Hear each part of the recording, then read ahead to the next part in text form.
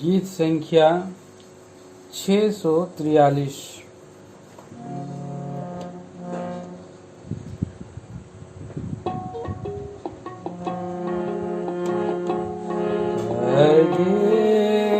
महिमा में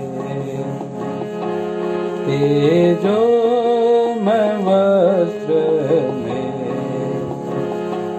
प्रभु आता है संसार में, बादल की सवारी में स्वर्गीय महिमा में तेजो में वस्त्र में प्रभु आता है संसार में, बादल की सवारी में अंत के दिनों के चिन्ह सब को बुरे हो रहे हैं। दुख लड़ाइया का और मरी सब होते संसार में, पासों को ज्यादा हो रहा है सारे विश्व में। निश्चय होता है तोरे के शब्द में स्वर्गीय महिमा तेजो में वस्त्र में प्रभु आता है संसार में, बादल की सवारी में माता के गर्भ से अनु पाप में जन्मा है। छल कपट अभिमान इन सब परा है। हृदय में है चोरी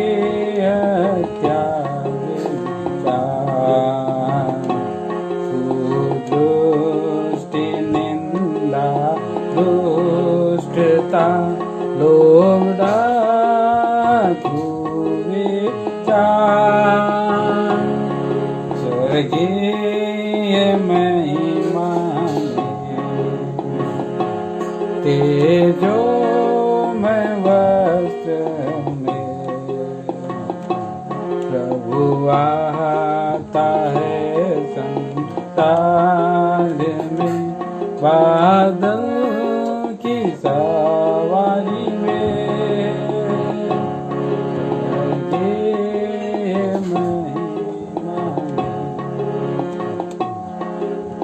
गीत रोपों को लेकर तुम स्वर्ग नहीं जा सकते। दान पुण्य और धर्म कर्म से शुद्ध हो नहीं सकते। यीशु का प्राण दिया पापी बचाने को, बहाया प्राण फल पापोने को। स्वर्गीय महिमा में तेजो में वस्त्र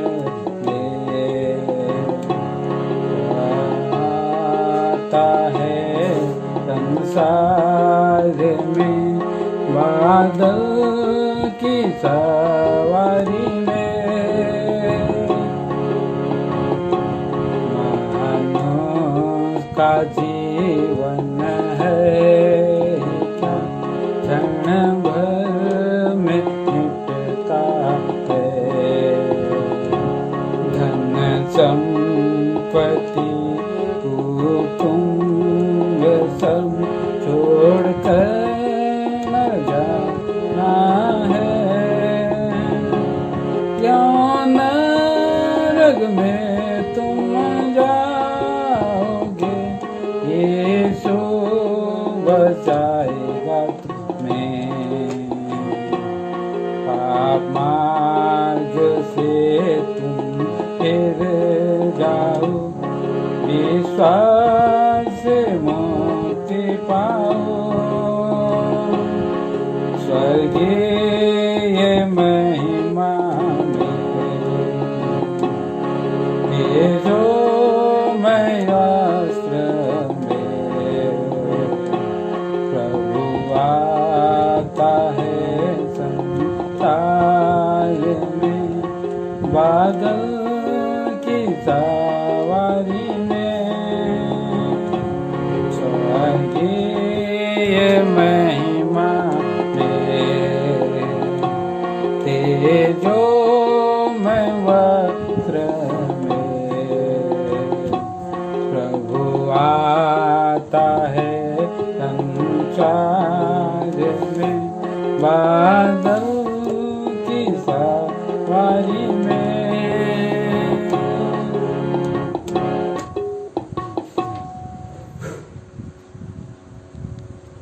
प्रेम ईश्वर के पिता परमेश्वर, राजाओं का राजा, प्रभुओं का प्रभु जी, बड़ी नम्र दीनता के साथ हम झुक जाते हैं, आराधना स्तुति करते हैं, वंदना करते हैं। आप हमारा सृष्टिकर्ता परमेश्वर, जीवन दाता प्रभु, जो आप हमें प्रभु जी हर समय हर घड़ी लिए चल रहे हैं, क्योंकि प्यारे प्रभु जी दिन निकट हैं। यहोवा के लिए, यहोवा के डरवैयों के लिए प्यारे प्रभु जी उद्धार का दिन निकट है।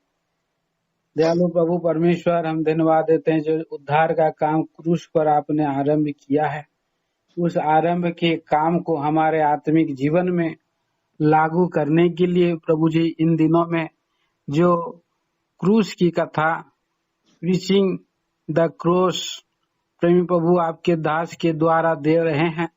आज के वचन की सेवा को भी आप ही स्वर्ग से आप अगुवाई करे दीजिए प्रभु परमेश्वर। अंधकार की शक्तियों को मसीह के बहुमूल्य नाम में हम खंडन करके बांध देते हैं। इस समय प्रभु कोई रुकावट बाधा ना हो, हरेक जो सुनने वाले हैं उन पर अनुग्रह हो, और प्रभु जी आपके जीवन में बढ़ सके, सहायता करें। सारी बातों में आप अगुवाई कर दीजिए, शुरू से अंत तक चलाइए।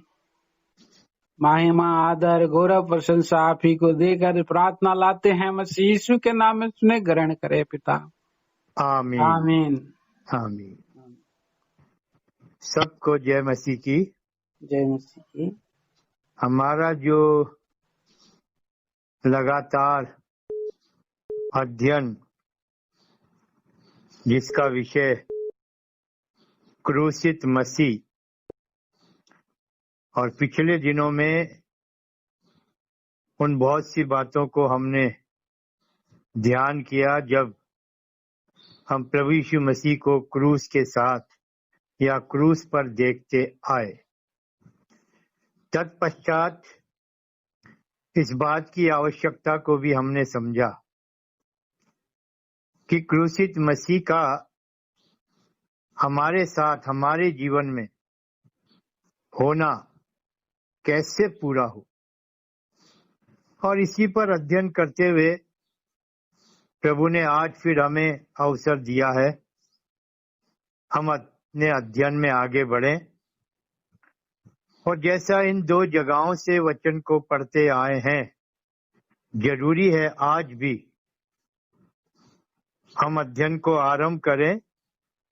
हम पढ़ लेंगे पहला कुरिन्थियों का पहला अध्याय 18 पद से 25 पद तक, और इसी पहले कुरिन्थियों का 2 अध्याय 1 से 5 पद तक, 1 Corinthians 1st chapter 18 to 25 and then 1 Corinthians 2nd chapter 1 to 5। भाई पढ़ दीजिए। क्योंकि क्रूस की कथा नाश होने वालों के लिए मूर्खता है, परंतु हम उद्धार पाने वालों के लिए परमेश्वर की सामर्थ है। क्योंकि लिखा है, मैं ज्ञानवानों के ज्ञान को नष्ट करूंगा और समझदारों की समझ को तुच्छ कर दूंगा। कहाँ रहा ज्ञानवान, कहाँ रहा शास्त्री, कहाँ रहा इस संसार का विवादी? क्या परमेश्वर ने संसार के ज्ञान को मूर्खता नहीं ठहराया? क्योंकि जब परमेश्वर के ज्ञान के अनुसार संसार ने ज्ञान से परमेश्वर को ना जाना, तो परमेश्वर को यह अच्छा लगा कि इस प्रचार की मूर्खता के द्वारा विश्वास करने वालों को उद्धार दे। यहूदी तो चिन्ह चाहते हैं और यूनानी ज्ञान की खोज में हैं, परंतु हम तो उस क्रूस पर चढ़ाए हुए मसीह का प्रचार करते हैं, जो यहूदियों के लिए ठोकर का कारण और अन्य जातियों के लिए मूर्खता है। परंतु जो बुलाए गए हैं, क्या यहूदी क्या यूनानी, उनके निकट मसीह परमेश्वर की सामर्थ और परमेश्वर का ज्ञान है। क्योंकि परमेश्वर की मूर्खता मनुष्यों के ज्ञान से ज्ञानवान है और परमेश्वर की निर्बलता मनुष्यों के बल से बहुत बलवान है। 2 अध्याय 1 से 5। हे भाइयों, जब मैं परमेश्वर का भेद सुनाता हुआ तुम्हारे पास आया, तो शब्दों या ज्ञान की उत्तमता के साथ नहीं आया, क्योंकि मैंने यह ठान लिया था कि तुम्हारे बीच यीशु मसीह वरन क्रूस पर चढ़ाए हुए मसीह को छोड़ और किसी बात को ना जानूं। मैं निर्बलता और भय के साथ और बहुत थरथराता हुआ तुम्हारे साथ रहा, और मेरे वचन और मेरे प्रचार में ज्ञान की लुभाने वाली बातें नहीं, परंतु आत्मा और सामर्थ का प्रमाण था, इसलिए कि तुम्हारा विश्वास मनुष्यों के ज्ञान पर नहीं परंतु परमेश्वर की सामर्थ पर निर्भर हो। छोटी सी प्रार्थना करें। प्रेमी पिता, दयालु परमेश्वर, हम धन्यवादी हैं इन दिनों में जिस प्रकार आपके दासों और संतों के द्वारा आपके आगमन की तैयारी में वचन को किए जाने और वचन के प्रकाशन, वचन का ज्ञान, वचन की आवश्यकता जैसे आप पूरा करते आए हैं, हम प्रभु जी आपका धन्यवाद करते हैं। आज भी आप सहायता करिए, अपने निकम्मे दास को क्रूस की आड़ में छुपाइए। हर एक उस बात को जो आपके दास के मुंह से निकले वो आप ही का वचन हो, आपके आत्मा के द्वारा, ताकि हम में से हर एक की आवश्यकता जिसे आप ही भली प्रकार जानते हैं पूरी हो सके। जो शैतान की देखी अनदेखी सारी विरोधी शक्तियों को आपके सामर्थ्य नाम से डांटते और बांध देते। लहू के छिड़काव के नीचे आकर प्रार्थना को लाते हैं प्रभु यीशु के ऊंचे और पवित्र नाम में, आमीन।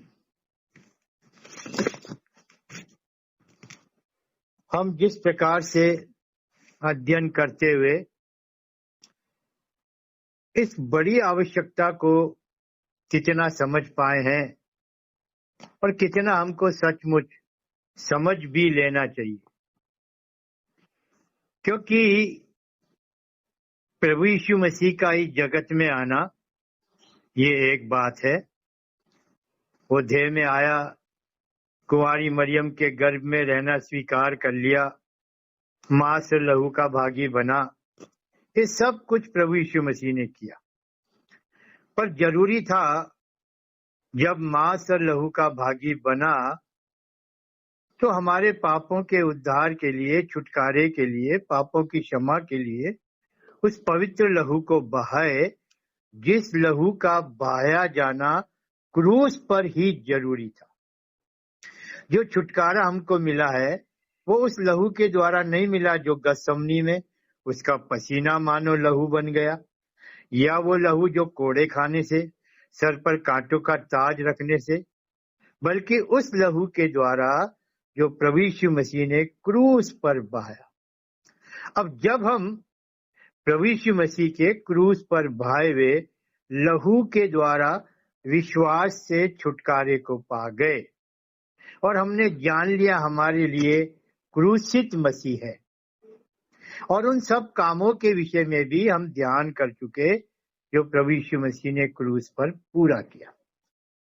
अब हमने पिछले समय से जो आगे का अध्ययन था, जिसे परमेश्वर का आत्मा हमें दिखाता है, जितना जरूरी, ध्यान दीजिएगा, जितना जरूरी प्रभु यीशु मसीह का क्रूस पर जाना था, मेरे प्रियो, ठीक उसी रीति से इस क्रूसित मसीह का मेरे और आपके जीवन में भी होना जरूरी है।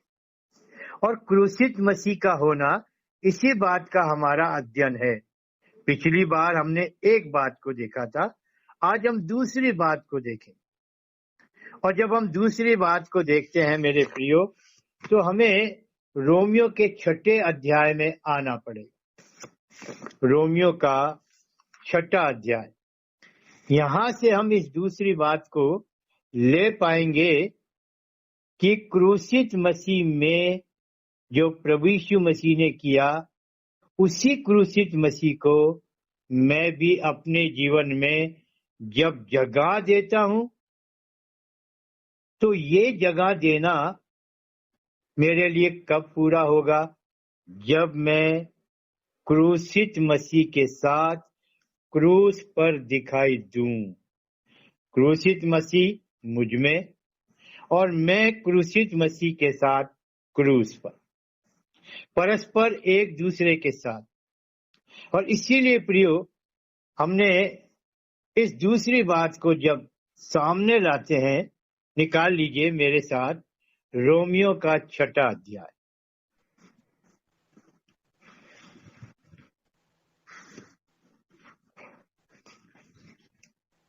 और हम लोग 5 पद से पढ़ेंगे, 5 पद से।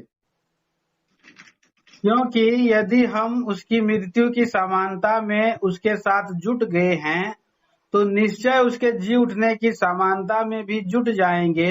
हम जानते हैं कि हमारा पुराना मनुष्यत्व उसके साथ क्रूस पर चढ़ाया गया, ताकि पाप का शरीर व्यर्थ हो जाए और हम आगे को पाप के दासत्व में ना रहे। हाँ, सो विशेष करके जब हम 6 पद को पढ़ते हैं, 6 वर्ष को, तो यहाँ वचन क्या कहता है? हम जानते हैं कि हमारा पुराना मनुष्य उसके साथ क्रूस पर चढ़ाया गया। हम क्या जानते हैं? हमारा पुराना मनुष्य, मेरा पुराना मनुष्य उसके साथ क्रूस पर चढ़ाया गया। हमें याद होगा जब हम पिछले समय अध्ययन कर रहे थे, तो वहां पर हमने क्रूसित मसीह को अपने जीवन में स्थान देने के लिए हमें भी अपने व्यक्तिगत जीवन में क्रूस पर मसीह के साथ एक हो जाना पड़ा, जिसे हमने कैसे देखा था? गलातियों के 2 अध्याय के 20 पद के अनुसार, यहाँ पर वचन में मैं मसीह के साथ क्रूस पर चढ़ाया गया हूँ और अब मैं जीवित ना रहा, पर मसीह मुझ में जीवित है। सो मेरे प्रियो, उसी बात को बढ़ते हुए, उसी बात में आगे जाते हुए, और अब जब हम इस दूसरी बात पर ध्यान करते हैं, तो क्रूसित मसीह में उसके साथ एक हो जाने के लिए, जैसा हमने पढ़ा रोमियो के 6 अध्याय का 6 पद, हम जानते हैं कि हमारा पुराना मनुष्य तो उसके साथ क्रूस पर चढ़ाया गया। सो मेरे प्रियो, फिर से देखिए गलातियों का 2:20, मैं मसीह के साथ क्रूस पर चढ़ाया गया। ये जो मसीह के साथ क्रूस पर चढ़ाया जाना है, क्या प्रियो, हम अपने में इस विश्वास को नहीं पाते? जैसा यहाँ 5 पद में लिखा है, रोमियो के 6 अध्याय के 5 पद में, क्योंकि यदि हम उसकी मृत्यु की समानता में उसके साथ जुड़ गए हैं। कैसे जुड़ गए?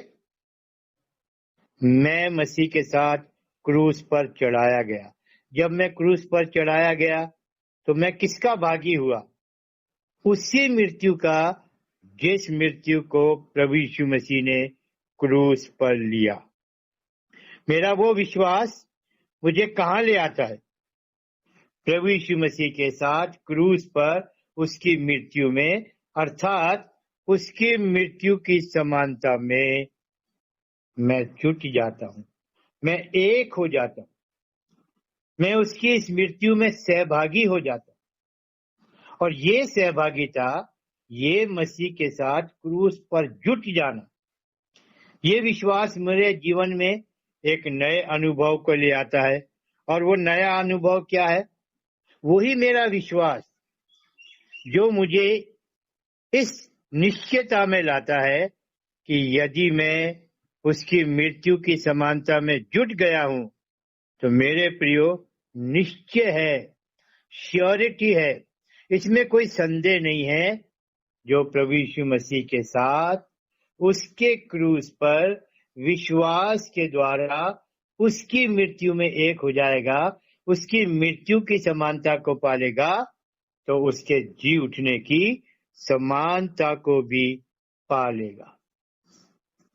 ये प्रिय गलातियों के 2:20 के कार्य के द्वारा मेरी और आपकी जगह, और इसी प्रकार से जब हम आगे बढ़ते हैं तो हमारे जीवन में क्रूसित मसीह में हम क्या कहने पाते हैं? हम किस अनुभव में आ जाते हैं? क्योंकि जब पौलुस ने कहा रोमियो के 6 अध्याय के 6 पद में, हम जानते हैं, 6 पद में, हम जानते हैं कि हमारा पुराना मनुष्य।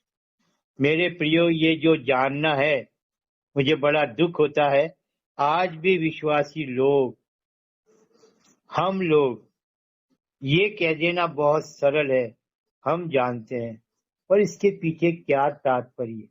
ये कहने से मैं क्या प्रकट करता हूँ, क्या सिद्ध करता हूँ? मैं जानता हूं, ध्यान दीजिएगा, इसका मतलब मैं विश्वास करता हूं, मैं विश्वास करता हूं, मैं जानता हूं, इसका क्या मतलब? अब ये मेरा अनुभव है।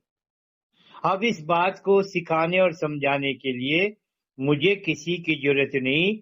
पवित्र आत्मा ने प्रभु यीशु मसीह के साथ जब मैं क्रूस पर विश्वास से एक हुआ, उसकी मृत्यु की समानता आ गई, उसके जी उठने की समानता आ गई, और ये गवाही, ये कहना मेरे लिए अनुभव के साथ मैं क्या कह रहा हूं?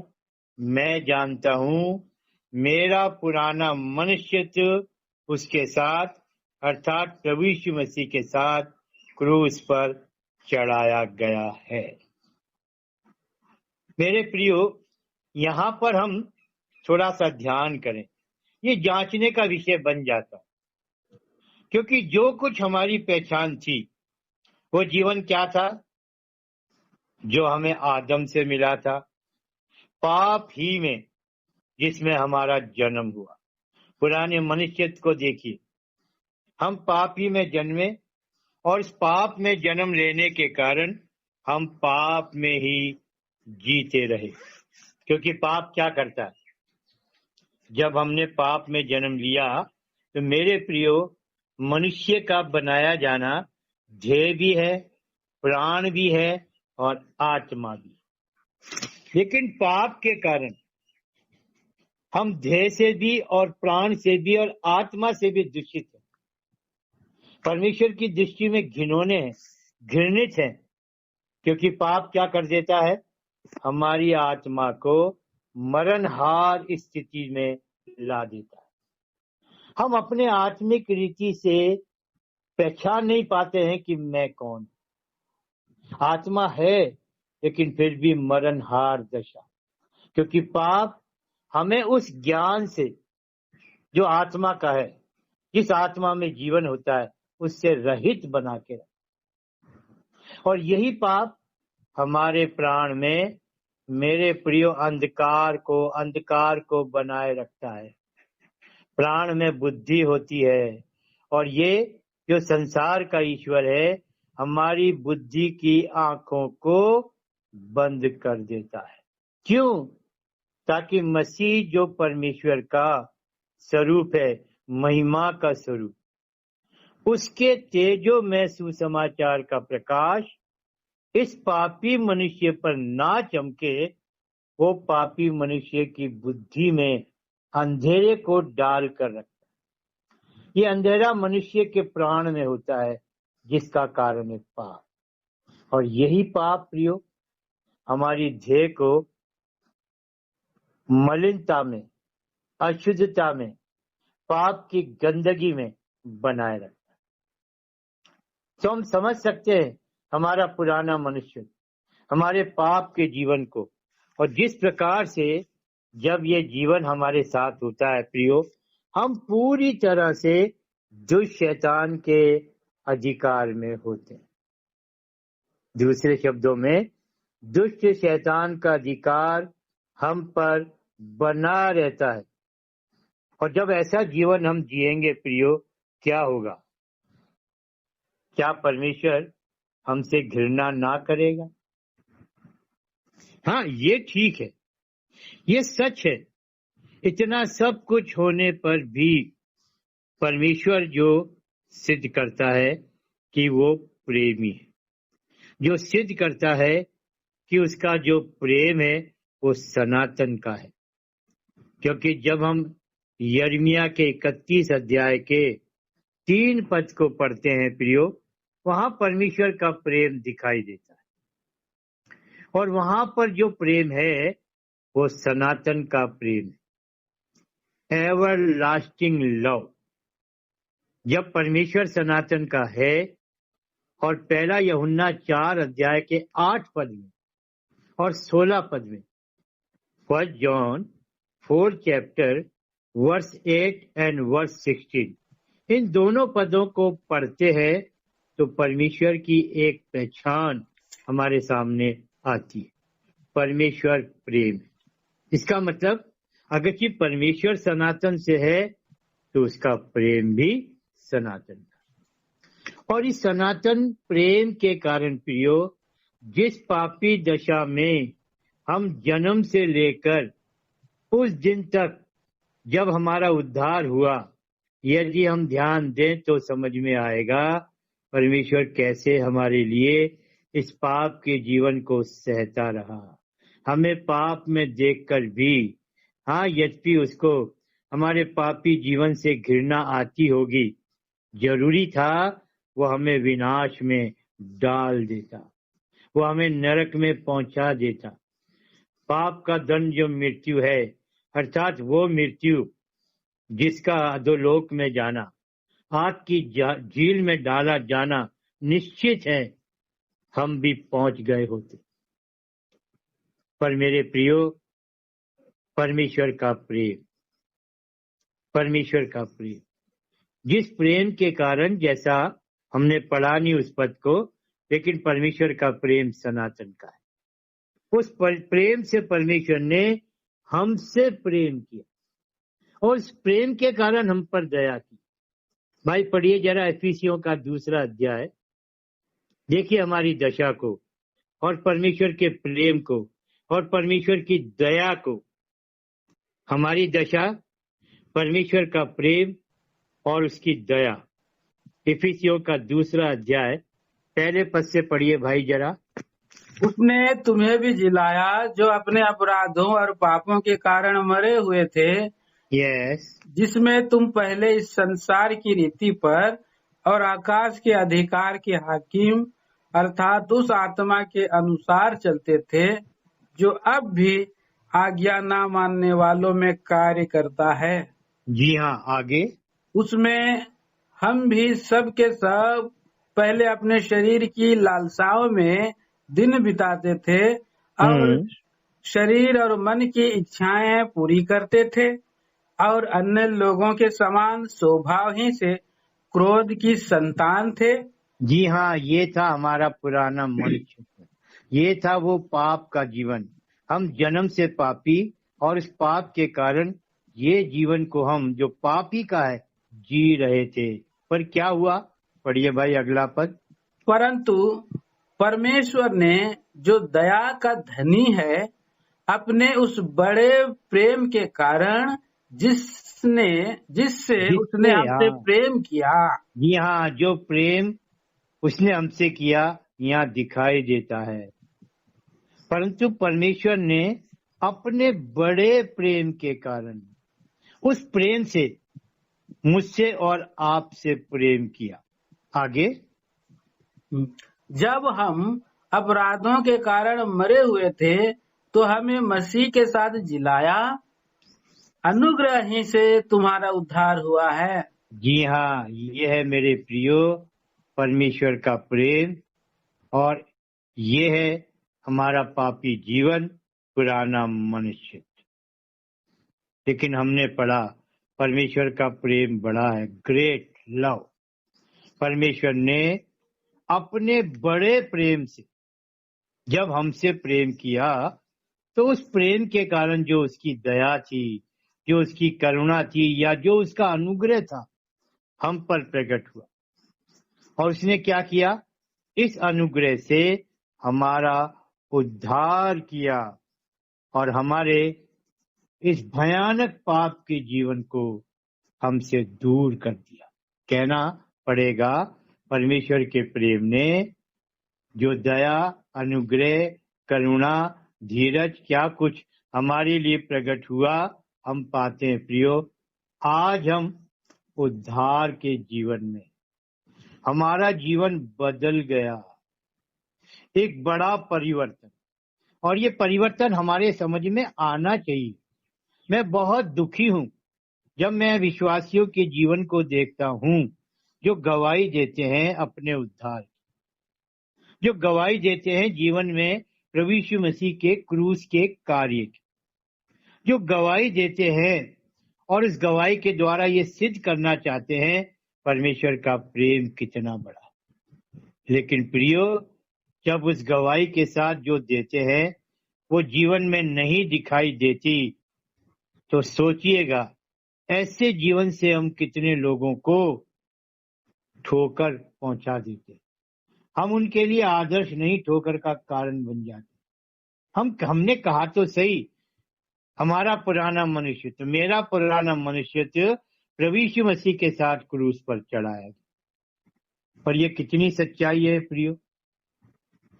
जब प्रभु यीशु मसीह ने अपने इस बड़े प्रेम से प्रेम करके हमारा उद्धार कर दिया, क्या ये जीवन का परिवर्तन हमारे समझ में नहीं आया? क्या हमारा विश्वास परमेश्वर के इस कार्य पर स्थिर बना नहीं रहता? क्या हम अपने विश्वास से इस काम को सिद्ध नहीं करने पाते? हमारी पहचान को ही बदल दिया मेरे प्रियो, हमारी पहचान को बदल दिया। हम जो पापी थे, हमारा उद्धार किया, सो किया, हमें धर्मी ठहराया। एक पापी का धर्मी कहलाया जाना, और हमें कौन कह रहा धर्मी? हमारा परमेश्वर, हमारा परमेश्वर। पढ़िए भाई रोमियो का 8वां अध्याय और उसका 33 पद, रोमन्स 8 चैप्टर और उसका 33 पद। हाँ पढ़िए भाई। 33। परमेश्वर के चुने हुओं पर दोष कौन लगाएगा? परमेश्वर ही है जो उनको धर्मी ठहराने वाला है। बस कौन परमेश्वर के सामने खड़ा होगा भाई? अगरचे उसने मेरे जीवन को बदल दिया, मेरा पुराना मनुष्यत्व प्रभु यीशु मसीह के साथ क्रूस पर चला गया, जिसके कारण मेरी पहचान थी मैं एक पापी हूँ, और जैसा हम पढ़ते भी। पर यहाँ पर जो हमने पढ़ा कैसा लिखा है, परमेश्वर ही है, नहीं लिखा परमेश्वर है। परमेश्वर ही है जो हमें धर्मी ठहराता है। जब उसने अपने चुने हुओं को, अर्थात जिन्हें धर्मी ठहराया वो उसके चुने हुए, जो उसके चुने हुए हैं उसने उनको धर्मी ठहरा दिया। फिर कौन है जो उन पर दोष लगाए? क्योंकि दोष लगाना और निर्दोष ठहराना ये तो परमेश्वर के हाथ में, क्योंकि परमेश्वर ही धर्मी है, परमेश्वर ही न्यायी है। और जब न्याय करता परमेश्वर मुझे और आपको, जो हम पापी थे, धर्मी ठहरा दे, तो फिर इसका क्या मतलब हुआ? ये धार्मिकता मेरे और आपके लिए है। क्यों? क्योंकि परमेश्वर ने कीमत चुकाई। आइए थोड़ा सा रोमियो के तीसरे अध्याय में भाई मेहरबानी से पढ़िएगा 23 और 24 और 25 पद। रोमियो का 3 अध्याय, उसका 23, 24 और 25 पद। इसलिए कि सबने पाप किया है और परमेश्वर की महिमा से रहित हैं, परंतु उसके अनुग्रह से उस छुटकारे के द्वारा जो मसीह यीशु में है संत में धर्मी ठहराए जाते हैं। आगे उसे परमेश्वर ने उसके लहू के कारण एक ऐसा प्रायश्चित ठहराया जो विश्वास करने से कार्यकारी होता है कि जो पाप पहले किए गए और जिन पर परमेश्वर ने अपनी सहनशीलता के कारण ध्यान नहीं दिया, उनके विषय में वह अपनी धार्मिकता प्रकट करे। जी हाँ, इन पदों को कितनी बार पढ़ें कि सचमुच हमारे समझ में आ जाए। और जब इस बात को हम कहने पाते हैं, मैं जानता हूं कि मेरा पुराना मनुष्यत्व प्रभु यीशु मसीह के साथ क्रूस पर चढ़ाया गया। ये मेरा जानना सिद्ध होना चाहिए। यह वचन बता रहा 23 पद में, हम पाप के कारण परमेश्वर की महिमा से रहित थे। लेकिन जब हम 24 पद को पढ़ते हैं प्रियो, वचन कैसे हमें इस अनुभव को उसके अनुग्रह से उस छुटकारे के द्वारा जो मसीह यीशु में है, सेंट में, इसका मतलब मैंने और आपने कुछ नहीं किया, जो किया प्रभु यीशु मसीह ने किया। और जब प्रभु यीशु मसीह ने इस काम को क्रूस पर कर दिया तो मुझे और आपको मुफ्त में धर्मी ठहरा दिया। धर्मी ठहराए जाने का कारण मेरे पापों को भी और मेरे पाप के दंड मृत्यु को, जो मेरी पहचान थी पुराना मनुष्य, वो कहाँ दिखाई दे रहा है? क्रूस के ऊपर। और ये कारण क्या है? जिस अनुग्रह से मैं और आप धर्मी ठहराए गए वो है प्रभु यीशु मसीह का लहू, उसके द्वारा किया गया प्रायश्चित। और जब उसने प्रायश्चित कर दिया, अपना लहू दे दिया, उस प्रायश्चित के नियम को पूरा करते हुए जो लहू से होता है, तो इसका मतलब क्या? अब मेरे जीवन का जो परिवर्तन है, मेरा जो धर्मी ठहराया जाना है, वो स्थिर है, वो हमेशा के लिए है, वो अनंत है। ये है प्रियो मेरे जीवन का बदलाव, परिवर्तन। और इसके द्वारा प्रियो जब मैं ये कहने पाता हूँ, बार बार इस बात को मैं दोहरा रहा हूँ, मेरा पुराना मनुष्यत्व मसीह के साथ क्रूस पर चढ़ाया गया, अब मुझ में वह सब कुछ जो पुराने मनुष्यत्व के अनुसार था मुझ में नहीं है। तो भैया कहाँ गया? मसीह के साथ क्रूस पर। आज हम विश्वासियों की ये बड़ी विडंबना, मैं बार बार कहूंगा ताकि हम अपने आप को जांच लें।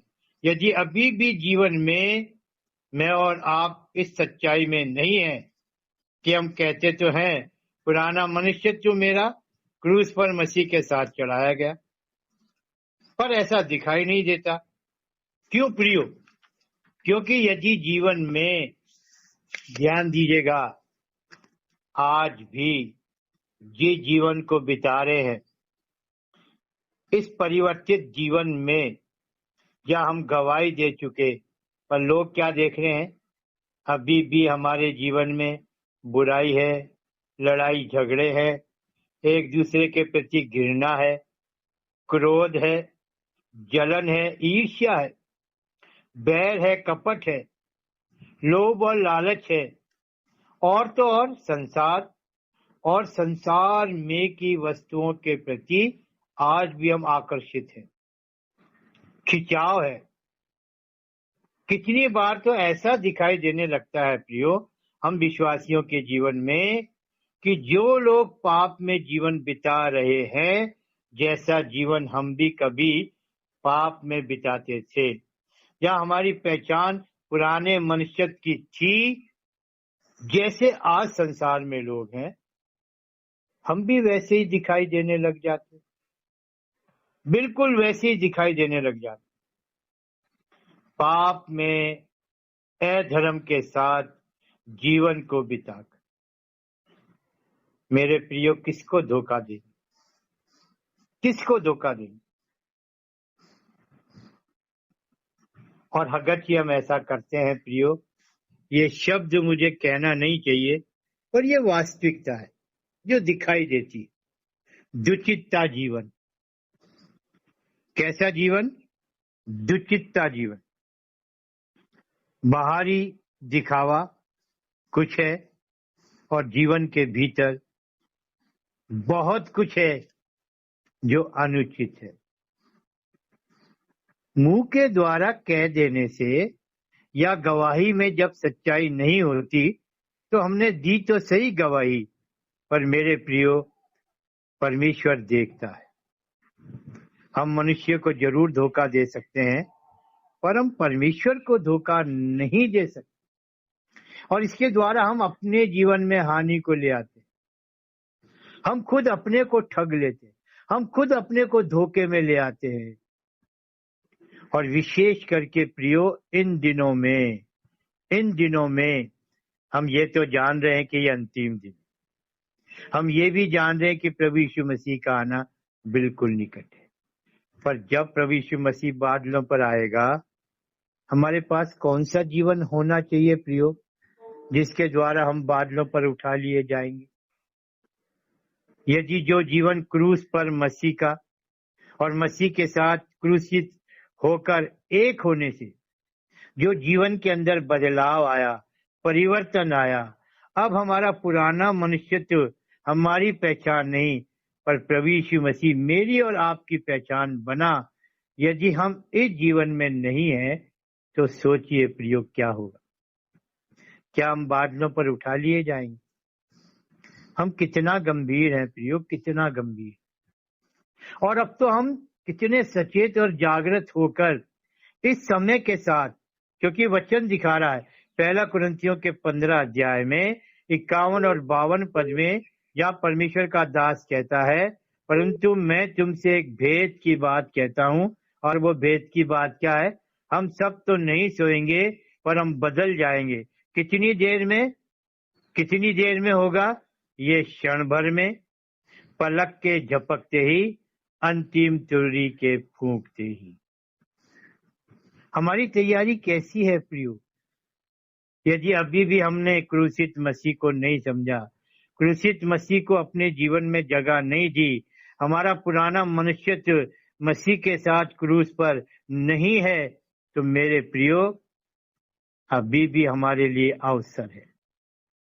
हम अपने जीवन को जांच लें, ना हो कि हम दुचित जीवन के साथ जीवन को बिताएं। और इस जगह पर मैं आपके सामने इस वचन को जरूर लाऊंगा, जो हमें विश्वासी होकर भी इन पदों के अनुसार दिखा देता है। यदि ऐसा कुछ भी जो पुराने मनुष्य के अनुसार है, तो दुचित्ता जीवन है। दुचित्ता जीवन किसका होता है? दुचित्ता जीवन या तो कुत्ते का होता है या सुअर का होता है। कुत्ता अपनी छांट को जिसे मुंह से उगलता है उसी को चाट लेता है। सुअर जिसको कितना भी नहलाओ धुलाओ फिर वो कीचड़ में चला जाता है। मैं इस पद को पढ़ाने नहीं जा रहा, पर यहाँ से हम जरूर पढ़ेंगे जहाँ वचन दिखा रहा है। मेरे साथ आइए, पहला पतरस, माफ करना, याकूब का चौथा अध्याय, याकूब का चौथा अध्याय।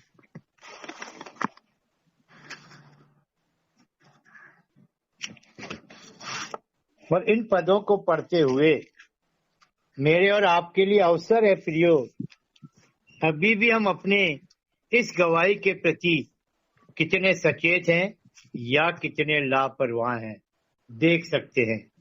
आइए मेरे साथ याकूब का चौथा अध्याय, और हम लोग पढ़ेंगे 8, 9 और 10 पद को। परमेश्वर के निकट आओ तो वह भी तुम्हारे निकट आएगा। हे पापियों, अपने हाथ शुद्ध करो, और हे दुचित्ते लोगों, अपने हृदय को पवित्र करो। दुखी हो और शोक करो और रो, तुम्हारी हंसी शोक में और तुम्हारा आनंद उदासी में बदल जाए। प्रभु के सामने दीन बनो तो वह तुम्हें शिरोमणि बनाएगा। ये अवसर है प्रियो, इन पदों के साथ हम अपने जीवन को जांच कर कुछ भी पुराने मनुष्य का पाते हैं, और इस जीवन को, इस हमारे जीवन में ऐसा जीवन का रहना हमें सिद्ध कर देता है कि हम आज भी जो जीवन जी रहे हैं वो दुचित्ता है। तो परमेश्वर हमको अपने निकट बुलाता है। ये सच है कि हम पापों से उद्धार पा गए, पर जब हम पाप को जीवन में जगह दें और ऐसा जीवन जिए जो दुचित्ता जीवन है, तो देखो आज भी परमेश्वर हमारे लिए कैसा है। इस याकूब के चौथे अध्याय के 8, 9 और 10 पद के अनुसार हम परमेश्वर के निकट आ जाएं प्रियो, परमेश्वर के निकट, वो हमारे निकट आ जाए, वो हमारे निकट आ जाएगा। क्यों? क्योंकि वो हमारे इस प्रायश्चित को, पश्चाताप को, जब हम दुखी हो रहे हैं, अपने जीवन को जांच रहे हैं और पा रहे हैं कि सचमुच हमारा जीवन दुचित्ता है, और जब हम प्रभु के पास आएंगे इस दुचित्ते जीवन से अलग होने के लिए, तो प्रियो परमेश्वर सच्चा है, जो अपने वचन में कह दिया है वो करने को तैयार है। वो हमारे निकट आ जाएगा, सचमुच आ जाएगा। और जो परमेश्वर चाहता है प्रियो, हम यदि ऐसा पश्चाताप करें जैसा 9 पद में लिखा है, दुखी हो और शोक करो और रो, तुम्हारी हंसी शोक में और तुम्हारा आनंद उदासी में बदल जाए। और 10 पद में लिखा है, प्रभु के सामने दीन बनो, दीन बनो तो परमेश्वर तुम्हें शिरोमणि बना देगा। मेरे प्रियो, बहुत जरूरी है, बहुत जरूरी है जीवन को जांचना। क्रूसित मसीह का हमारे जीवन में होना ये सिद्ध करेगा।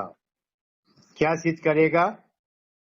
जैसा हमने गलातियों का 2:20 पढ़ा, मैं मसीह के साथ क्रूस पर चढ़ाया गया, अब मैं जीवित ना रहा, मसीह मुझ में जीवित है।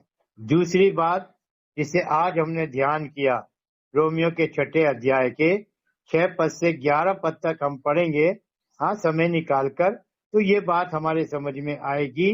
मेरा पुराना मनुष्य, हमारा नहीं, मेरा पुराना मनुष्य मसीह के साथ क्रूस पर चढ़ाया गया, और इस कारण जैसा यहाँ वचन में पढ़ते हैं, मेरे पाप का शरीर व्यर्थ हो गया।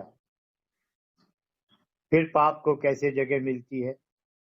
आइए जरा इन पदों को थोड़ा रोमियो के 6 अध्याय में, रोमियो के 6 अध्याय में भाई फिर से पढ़िए 6 पद से लेकर 11 पद तक।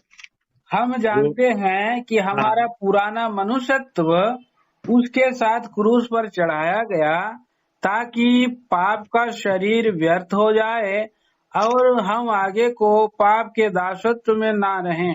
क्योंकि जो मर गया वह पाप से छूटकर धर्मी ठहरा। इसलिए यदि हम मसीह के साथ मर गए तो हमारा विश्वास यह है कि उसके साथ जिएंगे भी, क्योंकि यह जानते हैं कि मसीह मरे हुओं में से जी उठकर फिर मरने का नहीं, यस। उस पर फिर मृत्यु की प्रभुता नहीं होने की, क्योंकि वह जो मर गया तो पाप के लिए एक ही बार मर गया, परंतु जो जीवित है तो परमेश्वर के लिए जीवित है। 11 पद। ऐसे ही तुम भी अपने आप को पाप के लिए तो मरा, परंतु परमेश्वर के लिए मसीह यीशु में जीवित समझो। यस, ये वचन प्रियो परमेश्वर के दास प्रेरित पौलुस ने केवल लिखकर हमारे लिए नहीं रख दिए, उसने ऐसे जीवन को बिताया। उसका जीवन हमारे लिए आदर्श है, नमूना है। यही उसकी बड़ी लालसा और इच्छा थी। जब उसने प्रभु को पाया तो उसने इस बात की गवाही दी कि मेरा जो ये जीवन है जिस पर परमेश्वर ने दया की है, सचमुच मेरा जीवन दूसरों के लिए जो उद्धार पाएंगे एक आदर्श का जीवन बने। 1 तीमुथियुस 1:16 में लिखा। तो क्या प्रियो आज हम ऐसा महसूस नहीं करते कि जब परमेश्वर ने हमें इस अनुभव में जो क्रूसित मसीह के साथ क्रूस पर एक होने से, जहां मेरा पाप का शरीर व्यर्थ हो जाता है, और जब मैं पाप के लिए मेरा शरीर व्यर्थ हो जाता है तो फिर मैं कैसे पाप कर सकता हूँ? क्या ये विश्वास मेरे जीवन में काम नहीं करता कि मैं पाप के लिए तो मर गया, और जब मैं पाप के लिए मर गया पर मैं तो जीवित हूँ। यही बात तो गलातियों के 2:20 में पौलुस कहता है, मैं मसीह के साथ क्रूस पर चढ़ाया गया और अब मैं जीवित ना रहा, मसीह मुझ में जीवित है। पर अब जो मैं शरीर में जीवित हूँ तो किस विश्वास से? क्या इसी विश्वास से नहीं जो मेरा विश्वास परमेश्वर के पुत्र प्रभु यीशु मसीह पर है, जिसने मुझसे प्रेम किया और अपने आप को मेरे लिए दे दिया। अब मैं मसीह यीशु में होकर उसके साथ क्रूस की मृत्यु से, और जब मृत्यु की समानता में जुट गया तो उसके जी उठने की भी समानता में जुट गया। अब ये जीवन का अनुभव मुझे कहाँ ले आता है? इस जगह कि मैं विवश हो जाता हूँ। जब मैं पाप के लिए मर गया तो मैं परमेश्वर के लिए जीवित हूँ। अब ये मेरी देह के अंग जो पुराने मनुष्य के अनुसार उस शरीर में केवल पाप के लिए थे, पर अब यही अंग, क्योंकि मसीह की मृत्यु से जो जीवन में परिवर्तन आया, ये परिवर्तित जीवन परमेश्वर के लिए है। अब ये मेरी देह के अंग पाप के लिए नहीं है। अब ये पुराना मनुष्य तो मेरे साथ नहीं है। फिर मैं 11 पद को पढ़ूंगा, 11 पद को, रोमियो के 6 अध्याय के 11 पद को। ऐसे ही तुम भी अपने आप को पाप के लिए तो मरा, परंतु परमेश्वर के लिए मसीह यीशु में जीवित समझो। और जब आप अध्ययन करते हैं प्रियो, इस 6 अध्याय का खूब अध्ययन करिए, क्योंकि आज जो विडंबना है, आज जो दुख का विषय है, वो यही है कि हमने सब कुछ पा लिया, नए मनुष्यत्व को पा लिया, हमारी सृष्टि नई हो गई, पर जैसा हम नए मनुष्यत्व में लाए गए हैं वैसा जीवन नहीं जीते हैं। आइए थोड़ा मेरे साथ इफिसियों के 4 अध्याय में,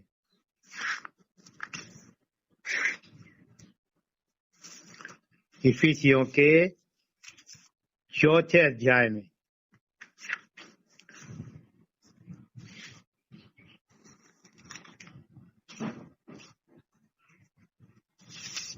अगर कि आप समय निकाल कर पढ़े तो 17 पद से पढ़ना, क्योंकि हिंदी की बाइबल में 17 पद इफिसियों का 4 अध्याय, वहां पर लिखा मसीह में नया जीवन।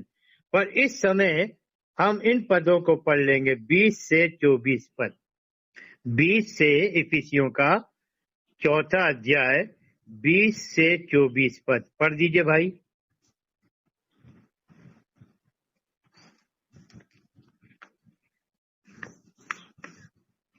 यहाँ पर लिखा है, पर तुमने मसीह की ऐसी शिक्षा नहीं पाई, वरन तुमने सचमुच उसी की सुनी, और जैसा यीशु में सत्य है उसी में सिखाए भी गए, कि तुम पिछले चाल चलन के पुराने मनुष्यत्व को, जो भरमाने वाली अभिलाषाओं के अनुसार भ्रष्ट होता जाता है, उतार डालो, और अपने मन के आत्मिक स्वभाव में नए बनते जाओ, और नए मनुष्यत्व को पहन लो, जो परमेश्वर के अनुसार सत्य की धार्मिकता और पवित्रता में सिरजा गया है। ये प्रियो, मेरे और आपके जीवन में जो परिवर्तित जीवन है, क्रूसित मसीह से मिला है, हमारे अंदर जो स्वभाव है वो बदल गया है। अब हम पुराने मनुष्यत्व के अनुसार नहीं, जो भरमाने वाली अभिलाषाओं के अनुसार हमारे जीवन को नाश करता जाता था, पर अब तो इस नए मनुष्यत्व के कारण हम अपने भीतर से मन के आत्मिक स्वभाव से लगातार नए बनते चले जाते हैं, और इस जीवन की सच्चाई के साथ जीते हैं कि जो नया मनुष्यत्व हमें मिला है उसका बनाया जाना, उसकी क्या पहचान है, जैसा 24 पद में लिखा है इफिसियों के 4:24 में, और नए मनुष्यत्व को पहन लो, जो परमेश्वर के अनुसार सत्य की धार्मिकता और पवित्रता में सिरजा गया है। मैं एक जगह से और आपके लिए पढ़ूंगा, कुलिसियों में, कुलिसियों के 3 अध्याय को, कुलिसियों का 3 अध्याय, और देखिए यहाँ पर 8, 9 और 10 और 11 पद को। कुलिसियों का 3 अध्याय 8 पद से, पर अब तुम भी इन सबको अर्थात क्रोध, रोष, बैरभाव, निंदा और मुंह से गालियां बकना, ये सब बातें छोड़ दो। एक दूसरे से झूठ मत बोलो। क्यों? क्योंकि तुमने पुराने मनुष्यत्व को उसके कामों समेत उतार डाला है और नए मनुष्यत्व को पहन लिया है, जो अपने सृजनहार के स्वरूप के अनुसार, यही हमने पढ़ा था इफिसियों के 4:24 में, जो अपने सृजनहार के स्वरूप के अनुसार बुद्धि प्राप्त करने के लिए, ज्ञान प्राप्त करने के लिए नया बनता जाता है। और इस नए मनुष्यत्व में ना कोई यूनानी है, ना कोई यहूदी, ना कोई खतना ना खतना रही, ना कोई जंगली ना कोई स्कूती, ना कोई दास और ना कोई स्वतंत्र, केवल मसीह सब कुछ और सब में है। ये है मेरे प्रियो, मसीह के साथ उसके क्रूस पर एक विश्वासी का जुड़ जाना, एक हो जाना, सहभागी हो जाना। यदि ऐसा हमारे जीवन में नहीं है तो प्रभु यीशु मसीह के आने पर आप बादलों पर उठा लिए जाएं, संभव नहीं होगा। मेरे प्रियो, अपने को नरक के लिए मत तैयार करो, क्योंकि यदि ये सब कुछ हमारे जीवन में नहीं किया होता, प्रभु यीशु मसीह का इस जगत में आकर और क्रूस पर जाकर जो उसने किया इस जीवन को देने के लिए, जो नए मनुष्यत्व का है, मेरे प्रियो, किस लिए ये सब क्यों? ताकि हम वचन के द्वारा, जो परमेश्वर का पवित्र आत्मा है, हमें इन दिनों में सिखाता है, समझाता है। प्रभु ने यही तो कहा था, जब सत्य का आत्मा आएगा तुम्हें मेरी बातों को उसमें से ले लेकर सिखाएगा, समझाएगा, उन बातों को बताएगा। मेरे प्रियो, जब आज पवित्र आत्मा इन बातों को हमें दिखाता है, सिखाता है, समझाता है, हम कितना अपने जीवन में जगह देते हैं। ये सब क्यों? प्रभु यीशु मसीह के आगमन के लिए मैं और आप तैयार हो सकें। मेरे प्रियो, अभी भी जांच लो। दुचित्य जीवन में अपने को मत रहने दो, प्रभु के पास आ जाओ। विश्वासी हैं, धर्मी हैं, उद्धार पाए हुए हैं, पर यदि जीवन में गिरावट है, प्रभु आपको बुलाता है। क्रूस पर देखो प्रियो, क्रूस पर देखो उस प्रभु यीशु मसीह, और अपने पुराने मनुष्य को देखो क्रूस। परमेश्वर हमारी सहायता करे और सचमुच होने पाए हमारे जीवन में क्रूसित मसीह के साथ एक होना, जो दूसरा कार्य है। फिर मैं दोहरा दूं, पहला कार्य गलातियों का 2:20, दूसरा कार्य रोमियो के 6 अध्याय का 6 पद। दोनों जगह एक विश्वासी का मसीह यीशु के साथ क्रूस पर, यही मैं आपको बताता है। पहले हमने क्रूस पर प्रभु यीशु मसीह को देखा और क्रूस पर उसने हमारे लिए क्या क्या किया वो सब देखा, पर अब ये जब भी होगा जब मैं और आप भी प्रभु यीशु मसीह के क्रूस में उसके साथ एक हो जाएंगे। क्रूसित मसीह मुझ में और मैं क्रूसित मसीह। देखो प्रियो, कितनी अच्छी तैयारी होगी, कितना अच्छा जीवन होगा, कैसी गवाही होगी, कैसा हम आदर्श जीवन के साथ दूसरों के लिए उन्नति का कारण बनेंगे। तो परमेश्वर हमारी सहायता करे। प्रभु हमें फिर समय देगा तो हम और भी उस काम को देखेंगे, या हम तीसरी बात पर ध्यान कर सकेंगे, प्रभु यीशु मसीह के क्रूस में या क्रूसित मसीह में उस क्रूसित मसीह के साथ एक होने को, और वो हमारे लिए तीसरी बात होगी। तो परमेश्वर हमारी सहायता करे और हमें आशीष दे।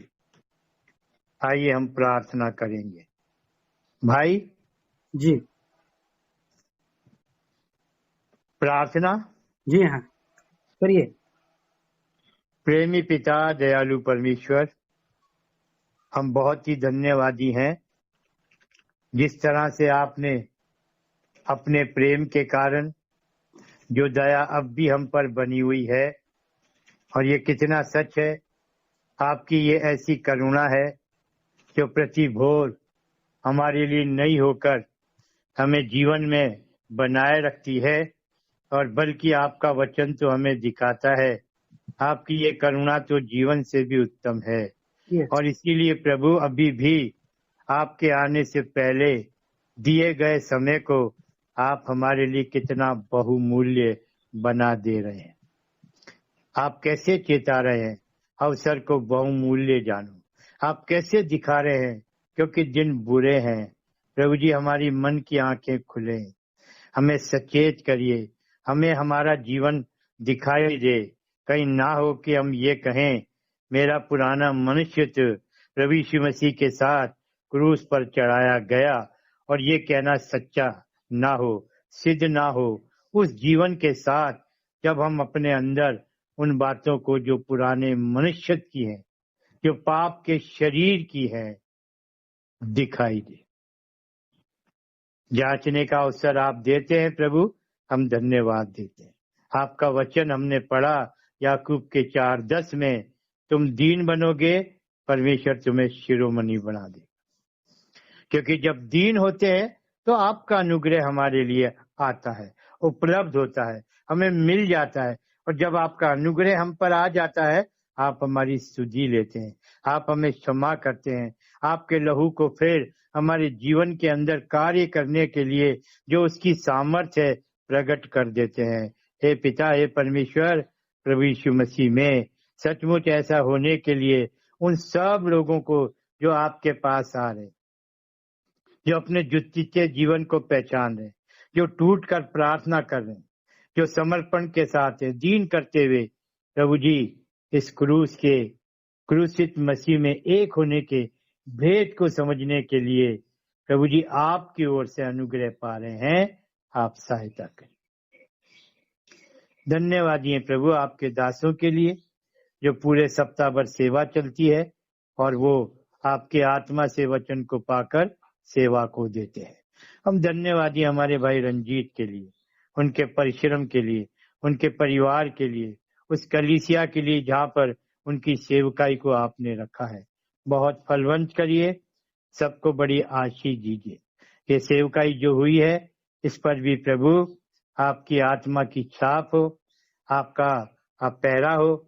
आप इस सेवा को प्रभु जी सुरक्षित करिए, लोगों के जीवन में काम करिए, वचन की रक्षा से आशीष देकर प्रार्थना को लाते हैं अपने उद्धारकर्ता प्रभु यीशु के ऊंचे और पवित्र नाम में, आमीन।